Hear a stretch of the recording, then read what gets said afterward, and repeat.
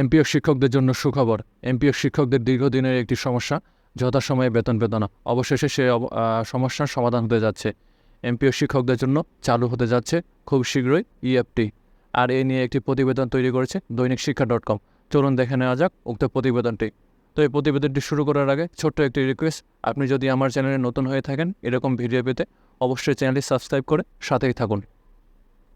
School, college ও মাদ্রাসার MPO শিক্ষকদের আইবাস double plus সফটওয়্যারের ইলেকট্রনিক ফান্ড ট্রান্সফার ইএফটি মাধ্যমে বেতন দেওয়া কার্যক্রমের অগ্রগতি প্রতিবেদন শীঘ্রই জমা দেওয়া হবে। নতুন শিক্ষা উপদেষ্টার কাছে প্রতিবেদন জমা দিয়ে নির্দেশনা অনুযায়ী পরবর্তী কার্যক্রম দ্রুত গতিতে এগিয়ে নেওয়া হবে।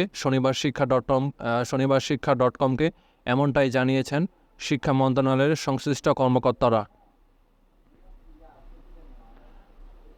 জানা যায়, এ কার্যক্রম এগিয়ে নিতে 30 সেপ্টেম্বরের মধ্যে নতুন এমপিও শিক্ষকদের ডাটাবেস তৈরির নির্দেশনা দেওয়া হয়েছে। দ্রুতই ডাটাবেস তৈরির কাজ শুরু করা হবে এবং যাদের নাম ডাটাবেসে আছে তাদের জাতীয় পরিচয়পত্রের সঙ্গে নাম ও জন্ম তারিখ যাচাই করা হবে।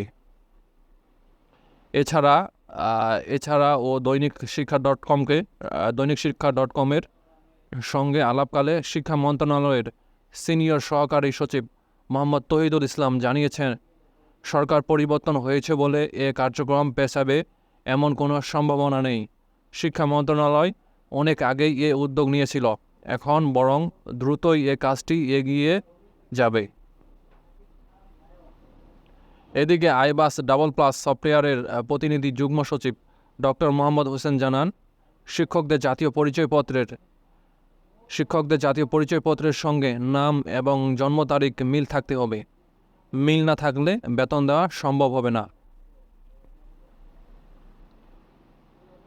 এক্ষেত্রে 30 সেপ্টেম্বরের মধ্যে মাধ্যমিক ও উচ্চশিক্ষা অধিদপ্তরের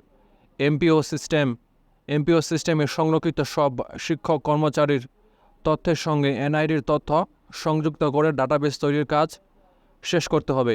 অর্থ বিভাগের integrated budget and accounting system আইবাস double plus সঙ্গে অ্যাপ্লিকেশন প্রোগ্রাম ইন্টারফেস এপিআই স্থাপন করতে। এসব কার্যক্রম শেষে অক্টোবরে পরীক্ষামূলকভাবে দেশের 9 অঞ্চলের 9টি উপজেলা ও থানা শিক্ষা প্রতিষ্ঠানের শিক্ষক কর্মচারীদের বেতন ইএফটিতে দেওয়া হবে। পরবর্তীতে ডিসেম্বরে সারা দেশে এই পদ্ধতিতেই এমপিও শিক্ষকদের বেতন দেওয়ার নির্দেশনা রয়েছে।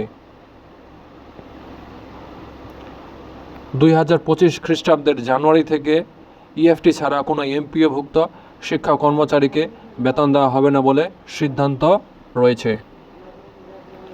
অবসর সুবিধা টাকা পাওয়ার ক্ষেত্রে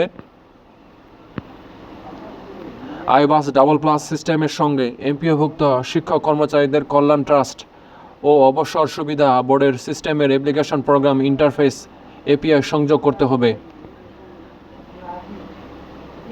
এছাড়া